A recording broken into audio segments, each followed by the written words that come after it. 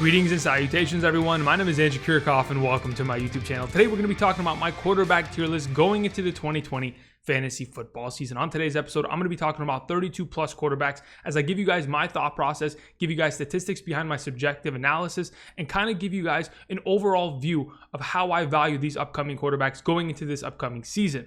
Now, before we begin, let me thank all of you for the continued support. It's absolutely been incredible. We've surpassed the 13,000 subscriber mark.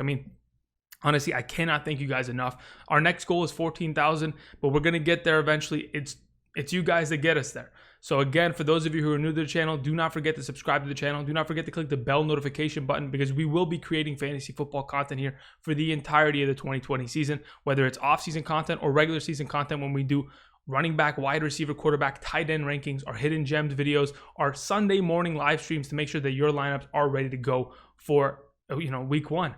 Regardless, thank you again for the support, guys. It's been incredible. The kind words down in the comment section are great. For those of you who are down there asking questions, it's awesome. I love that you guys are a community and answering each other's questions. It's fantastic. So thank you again. I really do appreciate it. If we can smash the like button on this one, just like you did with the last one. We haven't just been stiff arming the like button. We've been pancake blocking it and just burying it. And I love to see that. Thank you very much, guys. All right. Anyway. Like we talked about yesterday, we're going to go ahead and we'll get into the tier list. But before, these are not rankings. Again, this is a tier list. This pretty much gives you guys my thought process on where I value these potential quarterbacks going into this upcoming season and try to break them down into different tiers. Again, if you want my official rankings, you can find that at andrewkiorkof.com or Andrew Kiorkof or patreon.com/AndrewKiorkof, where you can find my 2020 fantasy football draft guide. It'll have my official rankings and all that kind of stuff. You can go find more information regarding that down in the description of the video. All right, anyway, so let's start off with the first quarterback on today's group. The S tier begins with our Super Bowl MVP and our Super Bowl winning quarterback, a guy that just locked down a 10-year, $500 million contract.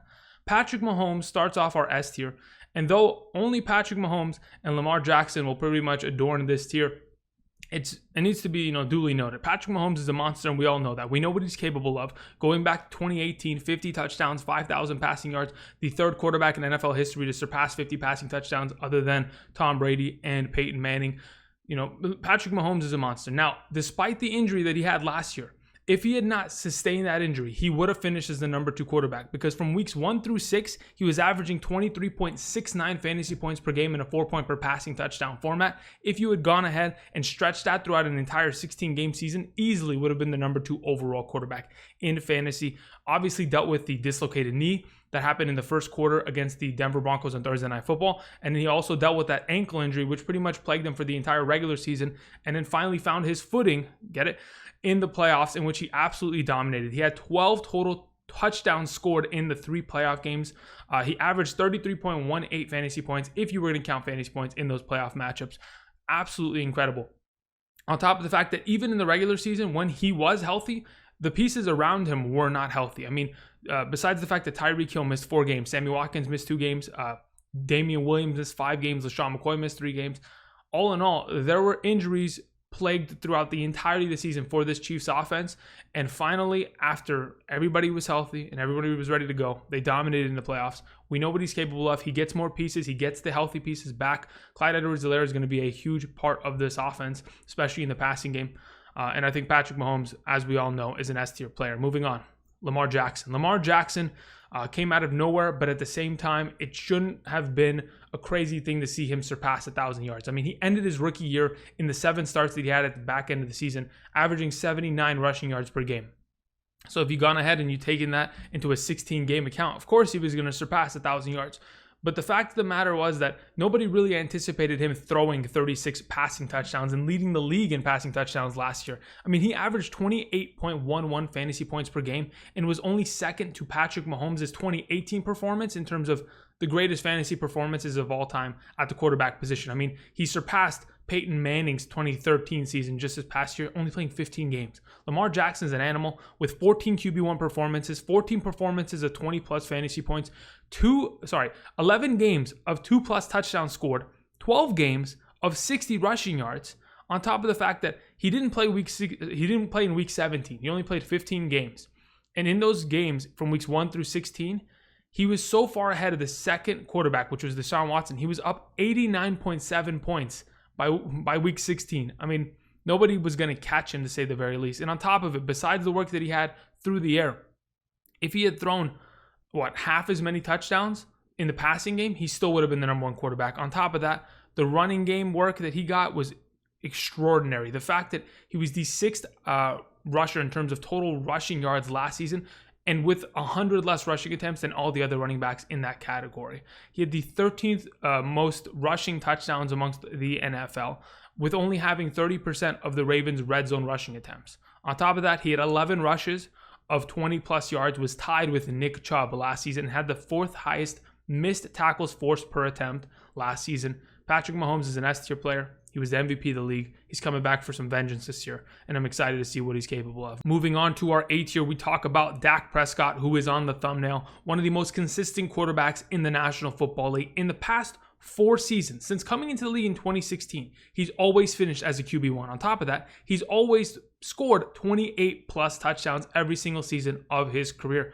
You want to continue on that? The fact that he averaged 21.8 fantasy points per game last year, despite being a guy that was extremely undervalued, because again, last offseason, we weren't sure if Zeke was going to play.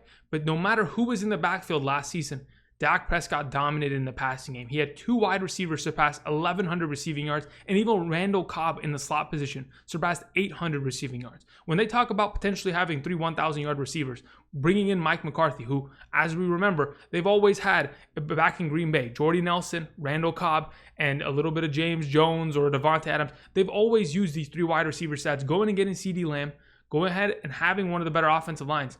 Dak Prescott's in a very, very advantageous position this upcoming season. And the fact of the matter is he has the easiest strength of schedule at the quarterback position. And not to mention, he's a mobile quarterback. He's surpassed 250 rushing yards every single season of his career. And it's no surprise that he's amongst the A tier and a guy that could potentially win league MVP if the Dallas Cowboys pull it together this year. Moving on. The next quarterback in our A tier, Russell Wilson. When we talk about Dak Prescott's consistency, honestly, it should come second to Russell Wilson's consistency, because he has been one of the most consistent quarterbacks in the National Football League. Since coming into the league in 2012, he's always been a top 12 quarterback in fantasy. In 4 out of the last 5 seasons, he's thrown for 31 plus touchdowns. That in itself, crazy. In the past 3 seasons, he's averaged 435 rushing yards per year, all in the fact that since 2015, this Seahawks offense has ran the ball 48% of the time, which means they've only passed the ball 52% of the time. 400 passing attempts per year, and still being able to produce the way that Russell Wilson has, with the offensive line troubles, the running back injuries, the wide receivers coming and going. I mean, the fact of the matter is, Doug Baldwin was his number one, gone. Jimmy Graham, another guy in the red zone, gone. And you retooled around him, and yet he still manages to make everyone around him better. He's one of the best quarterbacks in the National Football League. In my opinion, does not get enough credit and should be, a league-winning MVP, but an NFL MVP. He should be given the respect that he deserves. Russell Wilson, without a doubt, in my mind, is a fantastic A-tier quarterback, and the last of that. Moving on to our next tier, we have our B tier, starting off with Deshaun Watson. Now, Deshaun Watson has a lot to prove. I mean, the fact of the matter is that he finishes the number 5 overall quarterback in back-to-back seasons in fantasy in 2018 and in 2019. I mean, when he came onto the scene in 2017, prior to tearing his ACL, he was taking the league by storm. The fact of the matter is, at this moment in time, Deshaun Watson still has a lot to prove. With the absence of DeAndre Hopkins in this offense, a lot of people question his ability. They think that, yes, DeAndre Hopkins made Deshaun Watson a significantly better quarterback, and without him now, he's going to be lackluster at very best. And in my opinion, that's not going to be the case. I think Deshaun Watson's going to step up to the plate with the new additions of Brandon Cooks, Randall Cobb, and David Johnson, who are all 3 great receivers. It's going to go ahead and accelerate and make potentially Deshaun Watson an even better quarterback, because he won't have to rely upon that number 1 wide receiver that he has a heavy target. Sure, at times it's going to be difficult, but because of his offensive line being far more improved than it was in the past, being a mobile quarterback, I mean, he's averaged 482 rushing yards each of the last 2 seasons. That in itself, in my opinion, kind of launches Deshaun Watson into this range and keeps him here and keeps him afloat instead of drowning into the C tier, in my opinion. Moving on, let's go ahead and bring up Mr. Drew Brees. Now, Drew Brees is a very interesting quarterback, because the fact of the matter was, the last season, injuries plagued him. He missed 6 games because of that thumb injury in week 2 against the Los Angeles Rams. But once he came back, he was an absolute monster. If you go ahead and you eliminate that week 2 performance, in the games that he played last season, he averaged 22.82 fantasy points per game. Once he came back from his injury, he was averaging 300 passing yards per game and 2.8 passing touchdowns per game. It's absolutely no joke.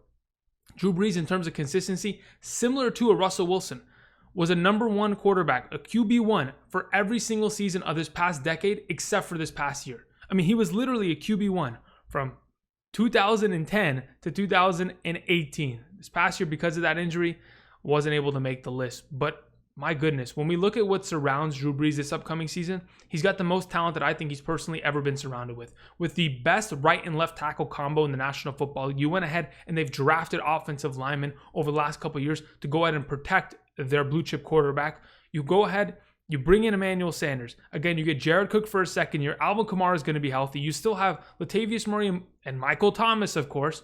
And then Taysom Hill, the Swiss Army knife of this offense, always going to be running around. Sometimes Traquan Smith might, show up and contribute to this offense. But regardless, this offense is stacked. And I think it's Drew Brees' year to go ahead and take advantage of it. Hopefully he'll go ahead and do so. Moving on.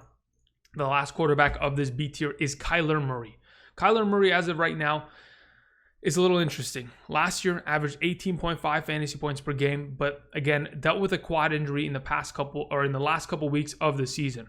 Last season, his best receiver was a 36-year-old, legend. Sure, Larry Fitzgerald was his number one wide receiver, but now that we bring in DeAndre Hopkins, it's going to launch Kyler Murray into this conversation because, again, what he was able to produce in his rookie year was fantastic. I mean, 20 touchdowns, 500 rushing yards, got himself rushing touchdowns.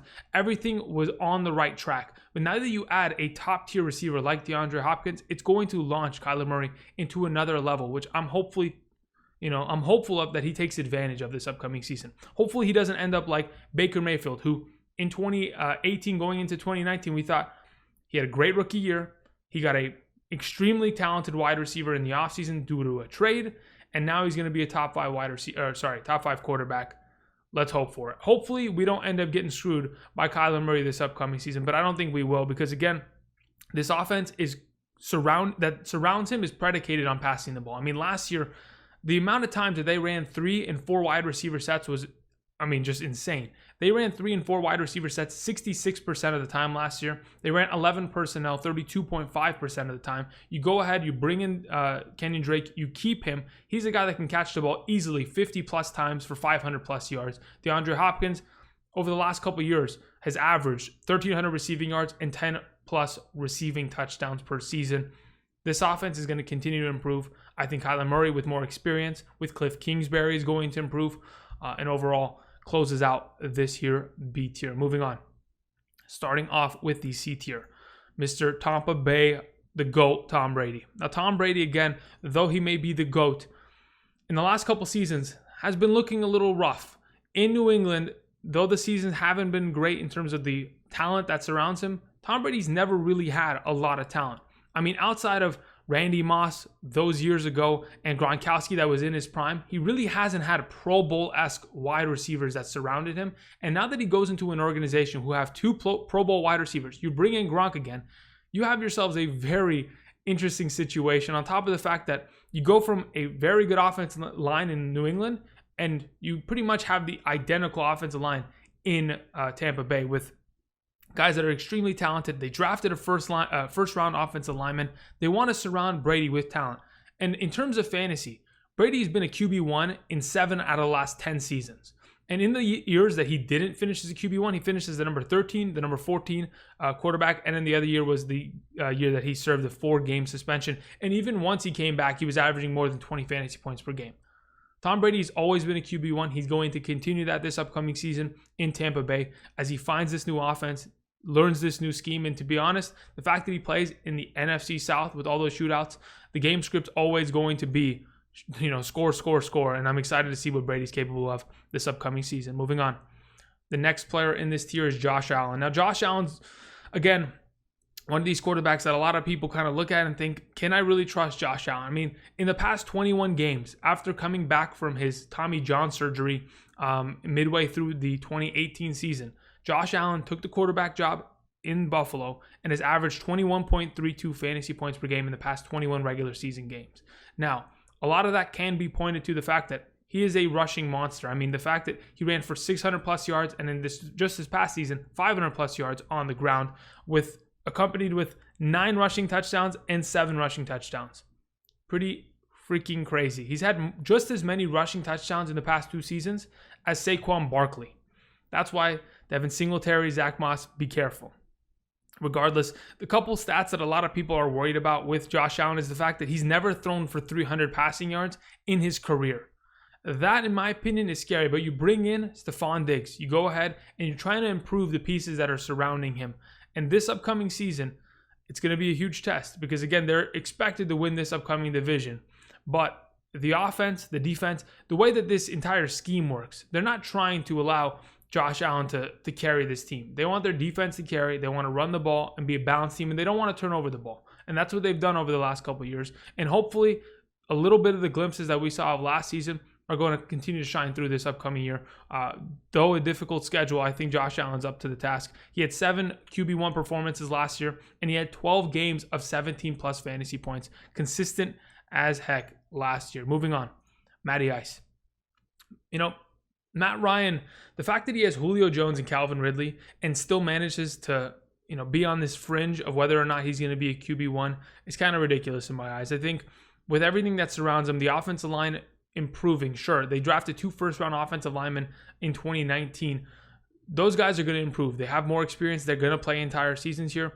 And you still have Alex Mack at the center. You still have Jake Matthews, protecting his blind side. Offensive line, they're going to, limit the pressure. Because last year, it was an absolute mess in terms of pressure getting to Matt Ryan on a weekly basis. You still have Julio. You still have Calvin Ridley. You go ahead and you bring in you lose Austin Hooper. You bring in Hayden Hurst. I think if any year is the year for Matt Ryan to kind of get back on the horse and ride into, the top 12 conversation, I think, 2020 is it. He would have been a top 12 quarterback last year if he had not missed that one game where Matt Schwab, pretty much came in and filled in for him. So again, he is a top 12 quarterback. That is not a surprise. He's done it over the last decade just as much as a Brady or a Drew Brees. He's been in this conversation for the past decade. And I think once again, he'll be in the C tier as one of these reliable quarterbacks this upcoming season. Another NFC South quarterback that I like to invest in. Moving on. Moving into the D tier, we have Matthew Stafford. Now, Matthew Stafford is interesting because the injuries that have kind of bothered him over the last couple seasons have definitely hurt him in terms of fantasy production, but also the fact that the offenses that have surrounded him haven't been as talented and or healthy over the last couple years. Last season from weeks 1 through 9, when everything was, on point and Matthew Stafford was healthy, the offense was executing properly, and everyone surrounding him was ready to go, he was averaging 21.45 fantasy points per game in that 8-game stretch. He was pretty much on a career high on every single statistic up to that point. He had career highs in touchdown rate, yards per attempt, air yards per attempt, yards per completion, and QBR. And bringing in Darrell Bevell, who was formerly the offensive coordinator of the Seattle Seahawks, and you bring him into this offense, and you bring in Kenny Golladay, Marvin Jones, and TJ Hawkinson. Those touchdowns are always going to be there. Matthew Stafford had 19 touchdowns in 8 games to start the 2019 season. They're going to continue to, let him throw the ball as a gunslinger. And I expect that to lead to success. Ultimately bringing in, DeAndre Swift. They want another running back because, again, if Kerryon Johnson is going to get hurt and the running back or the running game is going to disappear, that's just not something that they can afford to lose midway through the season. So you bring in more depth at running back. You go ahead and you still have Amendola at the slot position. Hawkinson, again, is going to have a full year this year and potentially stay healthy. I think Matthew Stafford is going to be a great sleeper quarterback for, a guy that, honestly, in my opinion, isn't drafted as high as he should be. But I don't mind that. I'll take it. Moving on.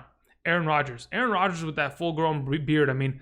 My goodness. Aaron Rodgers had quite the offseason, hasn't he? Besides the fact that last year he had the worst fantasy performance of his career, having played, all 16 games, it's kind of ridiculous to think Aaron Rodgers is going to have something worse than he performed last season. He still had 25 passing touchdowns, 2 interceptions only, and was still a top 12 quarterback in fantasy. In fact, he was the number 10 in a 4-point per passing touchdown format. So what I think to myself is, sure, he didn't perform as well as we would have wanted him to last season. And sure, he had one game of 5 points against the Raiders in Lambeau that may have kind of, boosted his other performances and give him the edge to get into this top 12 conversation. But with a full season of Devontae Adams out wide it's going to lead to success. I mean, that combination between the two is always going to lead to touchdowns. I think Aaron Rodgers, with the Packers drafting Jordan Love, they set a fire under his ass, and I think he's coming out to prove something this year. And though he's in this range of the back end top 12 quarterbacks, I think he's still capable of being a top 12 guy this year. Moving on. Cam Newton. I think a lot of people undervalue Cam Newton a little too much. I mean, he's going into an offense with some legendary coaches. I mean, Bill Belichick knows what he's doing. I mean, the way that he got destroyed by Lamar Jackson last season, I think that kind of changed his entire mindset of how you should approach the National Football League from here on out, especially considering he had to prepare for Lamar Jackson and still couldn't stop him. So why not have a mobile quarterback who is still one of the better quarterbacks in the National Football League? I mean, Cam Newton, in the last 9 seasons, has been a QB1 6 times. I mean, he's still a really good quarterback, guys. And the fact that they were able to pay him so little, they're going to surround him with great pieces. And sure, the defense might not be as good as they used to be, but that's perfectly fine. Let them get scored on more so Cam Newton has more opportunity. Going back to 2018, in those stretch of games prior to his injury, before having the shoulder injury that he had to have surgery on, from weeks 1 through 15 of the 2018 season, in those 14 games, he had accomplished 11 consecutive 2+ touchdown games and was the number 5 quarterback in that stretch. Not a surprise, especially the fact that in 2018, he went from having a 58.5% completion percentage on average in his career and jumped that to 67.9%. I mean, Christian McCaffrey in that offense allowed him to bring up his passing completion percentage and make the offense more potent overall. James White's going to help with that. Julian Edelman's going to help with that. And ultimately, I think Cam Newton, with the ability to run the ball, he's no longer going to be plagued with the Liz Frank injury that he had last year and the shoulder injury from 2018. He's ready to go. He's healthy. And I'm excited about his potential this upcoming season. Moving on, the last quarterback of this tier is Carson Wentz. And I thought about putting him in the E tier, to be honest, because Carson Wentz has been dealing with an injury and the offense has been falling apart. I mean, Andre Dillard goes down. Brandon Brooks goes down. You get rid of a majority of your offensive line depth with Big V gone. Besides Kelsey, Jason Peters, and Lane Johnson at right tackle, you know, the guards are bare, and that's going to hurt. The fact that Jalen Reagor earlier today went down with an injury. Alshon Jeffrey still injured. Miles Sanders, a lower body injury. Well, you know, he's day-to-day kind of figuring it out. Deshaun Jackson, his injury history, the fact that he's as old as he is. And again, if everyone's going to get injured on this team, do I really want any piece of them? Do I want the starting quarterback there if, again, we're going to have Carson Wentz like he did last year with no wide receivers? I mean, last season, he didn't have a single wide receiver surpass 500 receiving yards, and he was still as good as he was. He was still a top 10 fantasy quarterback. And I go into this conversation thinking, with the fact of the matter is that Carson Wentz last year had a 73.9% adjusted completion percentage, which means you get rid of all the throwaways, the bat downs, the drop passes. He was a great, consistent, accurate quarterback. And going into this upcoming season without an offensive line, I'm worried about pressure. When I looked at how he kind of fared against pressure last season, he had the 3rd highest completion percentage when under pressure amongst all quarterbacks last season.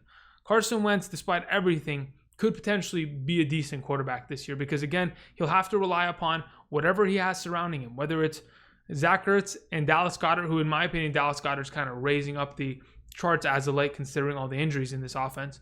But Miles Sanders, him, a little bit of Boston Scott, just like they did at the back end of last season. Carson Wentz was still able to pass for 27 touchdowns last year, and that in itself is pretty impressive, and I think he could potentially do it again, but he's on this fringe. You never know. I'm just keeping my eye on him and being a little cautious. Moving on, the E tier. We're starting off with Ryan Tannehill. I've talked about Ryan Tannehill a lot this offseason. From weeks 7 through 17, once he was given the starting position, he averaged 22.5 fantasy points per game. He produced 10 consecutive games of 2+ touchdowns. And to be honest, I don't know if anybody could have stopped Tannehill last year. The Patriots couldn't. The Ravens couldn't. And it was only the Kansas City Chiefs who eventually won the Super Bowl that was able to stop that offense. I mean, even against his own division, the AFC South, he was averaging 22.3 fantasy points per game. Tannehill was a monster last year, and with another year of experience, another year to mesh with the receivers on this team, they're going to have another opportunity to win this division, and I think they're absolutely the favorite as of this moment in time. But Tannehill is a great quarterback in terms of fantasy, a guy that does not turn over the ball, and in an offense that runs the ball as heavily as they do, takes advantage of play action, has the mobility to run and make plays with his legs. and is a great quarterback. Moving on. Daniel Jones. Daniel Jones, as soon as he was given the starting spot, similar to a Ryan Tannehill last year, from weeks 3 through 17, was averaging 18.98 fantasy points per game. He had 4 games of 4+ touchdowns, had incredible mobility with 250 plus rushing yards, and now his offense is healthy. I mean, Sterling Shepard, even Golden Tate with the suspension, Darius Slayton was injured, Evan Ingram was injured for a significant amount of time, Saquon Barkley was injured. The entire offensive skill position for this team was injured last season, and finally we get a full healthy offense with Daniel Jones with another year of experience. You go ahead, you draft a first-round offensive lineman, put him at left tackle. You draft a third-round offensive lineman, put him at right tackle. Have an improved offensive line, hopefully. And I think this upcoming season, it's going to be up to Daniel Jones on whether or not he can prove to everyone why he's such a valuable quarterback in fantasy. I think he'll be able to take advantage of it this upcoming season as a member of the E tier. Moving on, we have ourselves Jared Goff out of LA. Now, here's the thing about Jared Goff. There are always going to be those games where he shows up and scores 4 points because, to be honest, Jared Goff, when he's under pressure and when the offensive line is falling apart, he can't handle it at times. And though they have no more Todd Gurley, I think that's kind of a bonus for Jared Goff. No more Todd Gurley means that there is going to be 10+ touchdowns on the ground that are potentially not going to a running back and are going to be used in the passing game to target receivers. I mean, as soon as Tyler Higbee was kind of implemented into this offense in the last 5 weeks of the season, from weeks 13 through 17, he was averaging 21.58 fantasy points per game. Jared Goff was an actual decent quarterback in that stretch and was very reliable. Now, even last year, the reliability of him passing has never been the thing that kind of defined the Rams offense. It's always been Todd Gurley. But last season, Jared Goff really had to put the team on the back. He had the most passing attempts of his entire career in 2019 with 626 total passing attempts. That's a lot, and that's no joke. This upcoming season, with Robert Woods, Cooper Kupp, Van Jefferson, who's looked fantastic in camp. You still have Tyler Higbee. You still have Gerald Everett, which a lot of people just kind of have forgotten about. You get one of these running backs and you get them implemented in the passing game, whether it's Cam Akers or Darrell Henderson, whoever's healthy. I think you have a pretty good opportunity for Jared Goff to have himself a pretty good year this year. Moving on. Let's go ahead and talk about Big Ben. Big Ben Roethlisberger. Though Big Ben had an injury that pretty much ended his 2019 season, let's not forget what he was capable and what he accomplished in 2018. He set career highs in passing attempts, passing completions, passing touchdowns, and passing yards. In 2018. He had the best season of his career in 2018, finishes the number 3 quarterback in fantasy. That in itself should not be forgotten because he comes back into an offense that has a much improved offensive line, has offensive pieces that weren't there last year. Deontay Johnson had to gain the experience to become what he is right now. James Conner, hopefully, if he stays healthy, can be a huge part of this passing game. You still have Juju Smith. You bring in Eric Ebron, who's going to be a monster in the red zone. In my opinion, Ben Roethlisberger is going to be a quarterback that kind of finds his footing this upcoming year, even though a lot of people are sleeping on him. He's a Hall of Fame quarterback, and let's not forget just what he's capable of. That's all I'm saying. Moving on. Jimmy Garoppolo is the final quarterback of this tier. Jimmy Garoppolo finishes the number 13 overall quarterback last year. He had 28 passing touchdowns, and the fact of the matter was that last year, the 49ers did not have to pass the ball for majority of games. I mean, they were running the ball 30+ times a game because the game script pretty much asked for it. They were blowing teams out. Their defense was locking teams up. And Jimmy Garoppolo wasn't asked to do much in specific games. I mean, all he had to do was hand the ball off at times. You know, with 11 or 12 passing completions in a singular game, it didn't matter because, again, their offense didn't require him to throw the ball as a gunslinger. This upcoming year, if in fact we do see a little bit of a hangover from this team, Jimmy G is going to be asked to definitely step up and make plays. And I think he's absolutely capable of doing so. As much as a lot of people want to, should talk him about being, not being clutch in the playoffs or in the Super Bowl. I really do think Jimmy G is a talented quarterback. You have yourself Brandon Ayuk. You have yourself Deebo Samuel, who are both hopefully going to be healthy for week 1. Kendrick Bourne's still there. Tevin Coleman, Jerick McKinnon will be there for the first time. Kittle, Jordan Reed. They've got a lot of pieces. You bring in Trent Williams, who is a fantastic left tackle, one of the best in the National Football League as of this moment in time. That's pretty much an upgrade from Joe Staley. You go ahead and improve the interior of the offensive line. In my opinion, he's in a very, very advantageous position. Moving on, the last couple tiers, starting off with the F tier, Phillip Rivers. Phillip Rivers is another one of these veteran quarterbacks that kind of being slept on. I mean, let's not forget, since, 2012, Phillip Rivers has been a top 15 quarterback in fantasy since 2012. I mean, even with last year's performance, as bad as it was, he still finished as the number 15 quarterback. And though you might not be starting Philip Rivers every week in your league, he could be a good backup quarterback in a good matchup. Or for those of you who play in a super flex format, it could be a good way of kind of just filling in on a 1 week basis if in fact you have a bye week.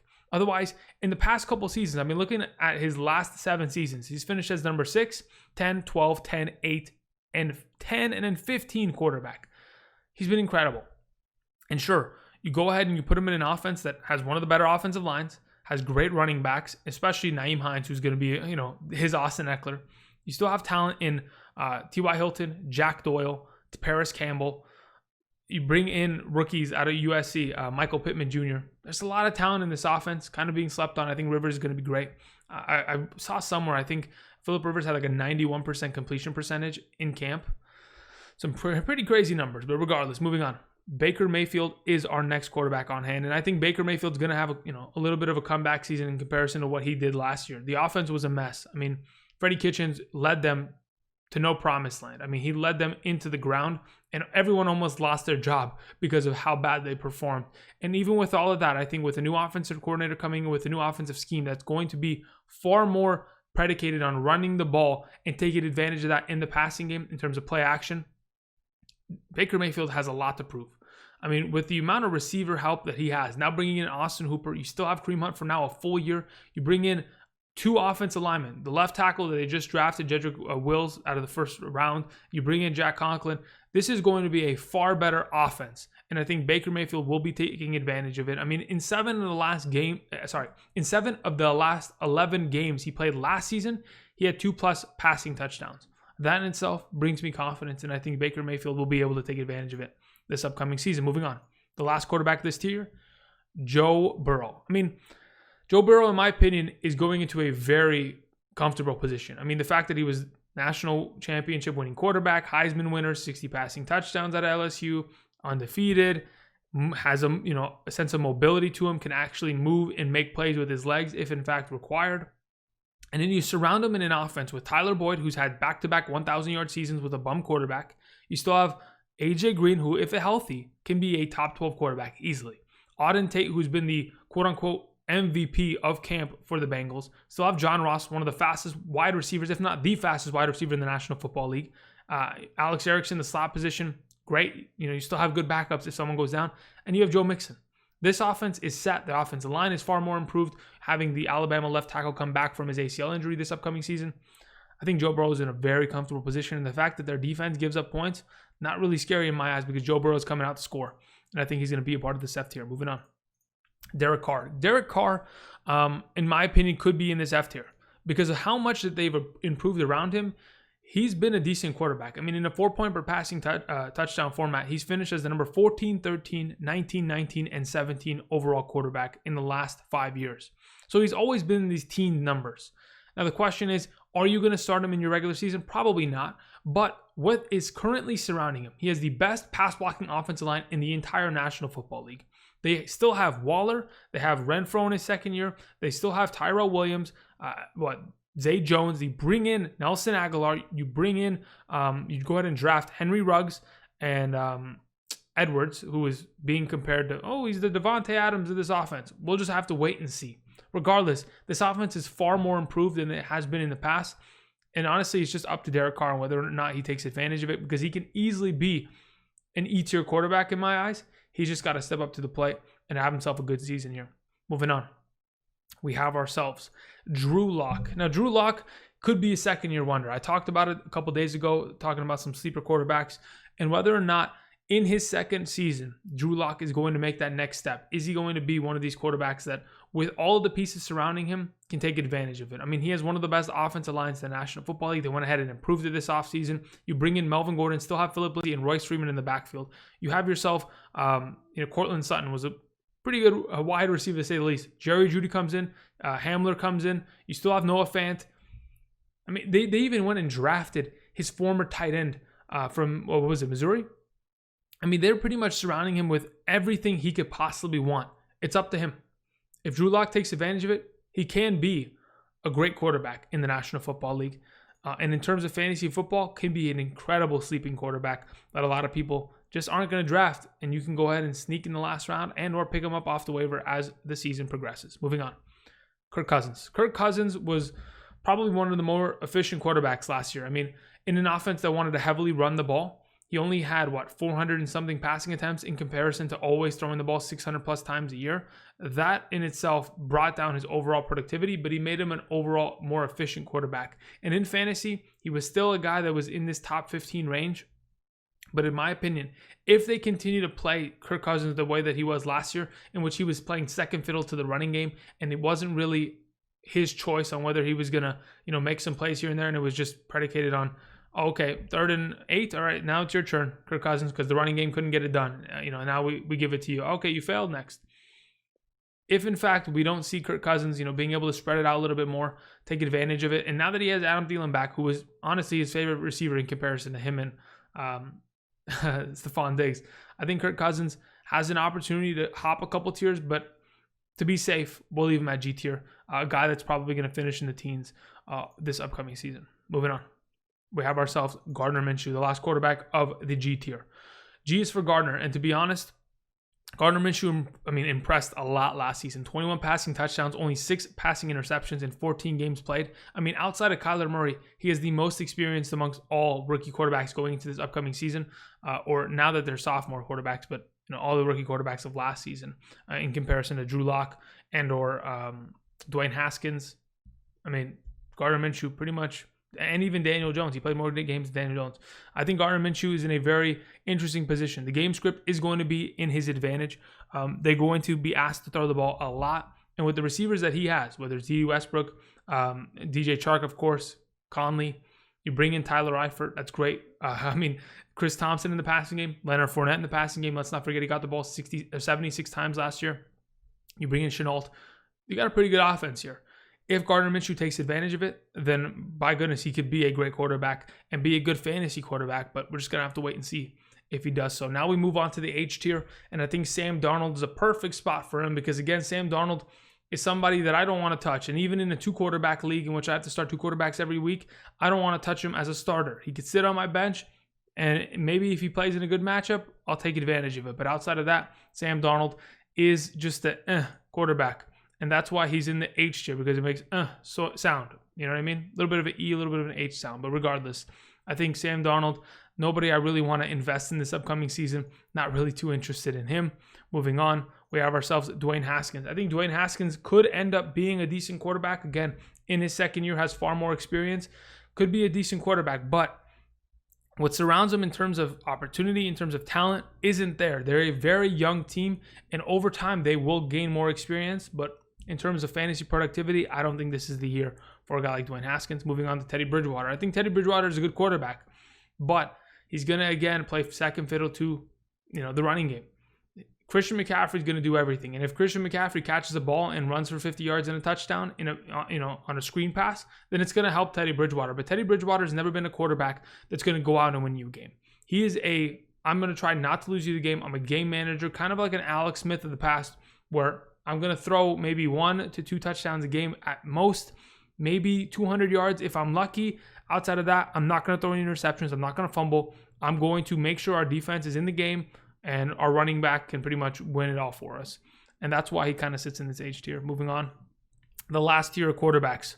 We go ahead and bring out the Los Angeles Chargers quarterbacks, Justin Herbert and Tyrod Taylor. I think both of them are going to be splitting this year. I think Tyrod Taylor will be the starter until he loses the job, and or vice versa. We'll see how it all kind of turns out this upcoming season. But I think Tyrod Taylor will have the job and then eventually lose it, which will pretty much split their value in 2. But I think if Tyrod Taylor's starting in week 1 against the Cincinnati Bengals, I don't think he's a bad start, to be honest. Moving on, we have ourselves Tua Tagovailoa, and we have ourselves Ryan Fitzpatrick, Mr. Fitzmagic himself. Fitzmagic was one of the best quarterbacks in the National Football League after week 8 of last season. If you go and look at those statistics, I don't know if anybody else was as good as him. Lamar Jackson, of course. But outside of that, Ryan Fitzpatrick was just tearing the league apart in the 6-point per passing touchdown format. Him and Tua will potentially split some snaps. The early schedule, the first 4, 5, 6 weeks of the Miami schedule is very difficult. Starting off with New England, we'll see how that works out. But If Fitzmagic can take the brunt of the damage there, and then later in the season we get Tua's experience coming out, I think that'd be great. And then we go ahead and move on to the last team, which Matt Nagy said that he is not going to name the starter until week 1. And therefore, I will not name my starter until week 1 in terms of these two. I don't think you should trust either of them. Regardless of who ends up being the quarterback, you don't really want to touch them unless you're in a super flex format, 2-quarterback format. And until then, we'll just have to wait and see. And those are the quarterbacks that make up our tier list for here today.